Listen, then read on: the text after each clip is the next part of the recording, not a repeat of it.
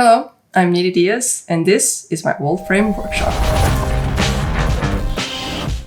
I've always been fascinated with the intersection of 3D design and organic movement. These curiosities inform much of my work as an art director and designer.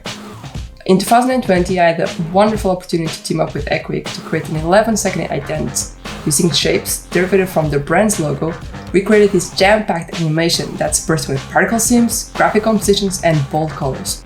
In this workshop, we'll discuss my role as both art director and 3D artist, how I tackle this ident's conceptual development, what my R&D process looked like, how I designed, built, and rendered these shots, and finally, how I feel this project will inform my future work.